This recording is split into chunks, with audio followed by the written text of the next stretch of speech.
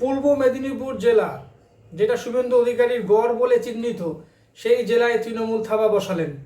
অর্থাৎ ওখানে একটি সমবায় ভোটে 44টি আসনের মধ্যে তৃণমূল 33টিতে জয়লাভ করেছে, আর বাকি কটিতে জয়লাভ করেছে বিজেপি।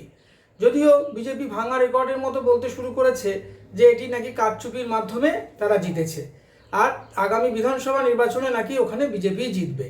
কিন্তু এই কথা রিফ্লেকশন কিন্তু বাস্তবে হচ্ছে না।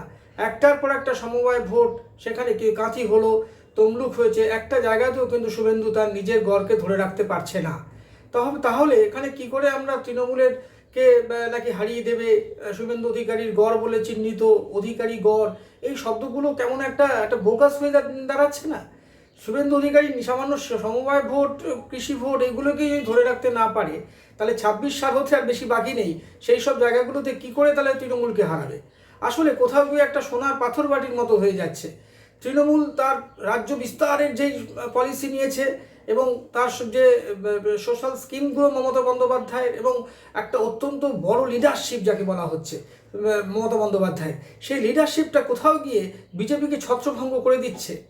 আজকে শুভেন্দু অধিকারীকে মনে করা হয়েছিল, বিজেপি যার জন্য তাকে ক্যাশ করতে চেয়েছিল, যে বোধহয় সে মমতা বন্দ্যোপাধ্যায়ের একটা বিকল্প হতে পারবে। কিন্তু যত দিন যাচ্ছে ক্রমাগত সেটা ভঙ্গুর হয়ে যাচ্ছে, এবং দুটোকে প্যারালালি যদি দাঁড় করানো যায়, তবে দেখা যাবে যে শুভেন্দু অধিকারী অনেক অনেক অনেক নিচে চলে গেছে।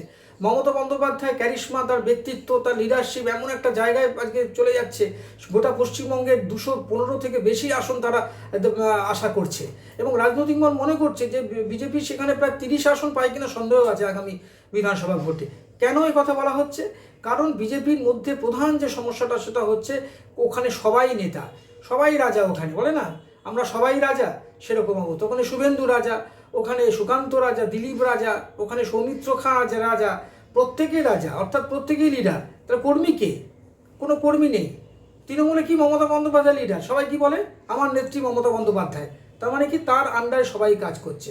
এই যে পারসেপশন, সেখানে আজকে দাঁড়িয়ে কিন্তু আজকে মেদিনীপুরের গড়কে নিজে ধরে রাখতে পারছে না শুভেন্দু অধিকারী। এর প্রভাব তো অবশ্যই 26-এ নির্বাচনে পড়বে। কারণ কি? আপনি নিশ্চয়ই জানেন আপনারা যে গ্রাসরুট লেভেলে যদি জয়লাভ করতে না পারে, তবে কিন্তু আপার লেভেলে জয়লাভ করা সেখানে অসম্ভব। সিপিএমের সঙ্গে যখন হঠাৎছে, যখন মমতা বন্দ্যোপাধ্যায় ক্ষমতা আসতে চলেছে, সবাই কিন্তু এই পূর্বাভাস দিয়েছিল কখন?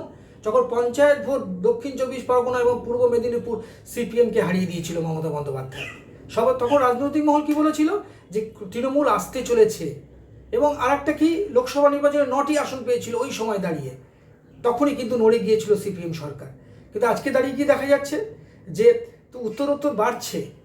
উল্টে কি, বিজেপির যারা বিধায়ক তারা একে একে চলে আসছে তৃণমূলের কাছে, অনেক এমপি চলে আসছে আজকে তৃণমূলের কাছে, এবং গ্রাসরুটের যে ভোট, সমবায় ভোট, কৃষি ভোট, এইগুলো থেকেও পর্যন্ত বিজেপি একবারে পর্যুদস্ত হচ্ছে। সুতরাং আগামী দিনে অবশ্যই এর কিন্তু একটা প্রভাব পড়তে চলেছে। কারণ মানুষ যখন দেখছে যে মমতা বন্দ্যোপাধ্যায়ের এক যে স্কিমগুলো, এবং সোশ্যাল স্কিম, জননেত্রীর একটা মোহিনী শক্তি, এবং লক্ষ্মীর ভাণ্ডার, এবং স্টুডেন্টস ক্রেডিট কার্ড, দুর্গাপুজোতে টাকা দেওয়া, প্রত্যেকটা জায়গায় ক্লাবগুলোকে টাকা দিয়ে উন্নয়ন, এই সমস্ত মিলিয়ে কিন্তু মমতা বন্দ্যোপাধ্যায়ের দিকেই পাল্লা ভারী। কারণ কি, মানুষ কি চায়? মানুষ স্ট্যাটাসকো চায়, মানুষ অশান্তি চায় না। যেখানে একটু দুটো শান্তি পাবো, দুটো খেতে পাবো, দুটো অর্থ পাবো হাতে, সমস্ত জায়গাতে মমতা বন্দ্যোপাধ্যায়ের যে স্কিমগুলো আজকে গ্রাসরুটে ছড়িয়ে পড়েছে, সেটা কিন্তু আজকে ডিভিডেন্ড পাচ্ছে তৃণমূল। উল্টো দিকে কি আমরা কি দেখছি? বিজেপি, শুভেন্দু হচ্ছে একটা জায়গায় পূর্ব মেদিনীপুরের নেতা, এটা আবার কি কথা? বিজেপি আপনি অল আউট কেন খেলতে পাচ্ছেন না? আপনি গোটা পশ্চিমবঙ্গে কেন সংগঠন করতে পারছেন না? এর কিন্তু জবাব আপনাদের দিতে হবে আগামী বিধানসভা ভোটে। আপনারা তৃণমূলের সাংবাদিক সম্মেলন এই প্রসঙ্গে দেখুন কি বলেছেন তৃণমূল নেতারা। আমরা তো সারা বছর লড়াই করি, তো আমাদের এখানকার কর্মী নেতৃত্ব সবাই একসাথে মিলে আমরা লড়াই করি। এই জয় মা মাটি মানুষের জয়।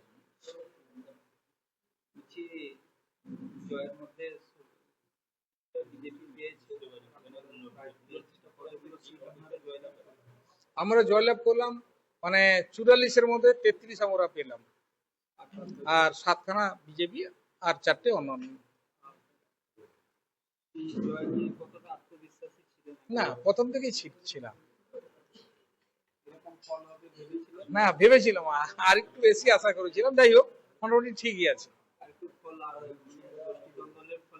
না, আমি গোষ্ঠী বলবো না, যারা আছে দলের সাথে সারা বছরই আছে, যারা কিছু মানে চাওয়া পাওয়ার থাকে, তো তাদেরকে আমার বলার কিছু নাই, কিন্তু দল দলের জায়গায় চলছে, দলের গতিতে চলছে। আমাদের ভিডিও ভালো লাগলে লাইক ও শেয়ার করুন, কমেন্ট সেকশনে গিয়ে জানান আপনাদের মতামত। আরও ভিডিও পেতে চ্যানেলকে সাবস্ক্রাইব করুন। প্রতি মুহূর্তে খবরের আপডেট পেতে প্রেস করুন বেল আইকন।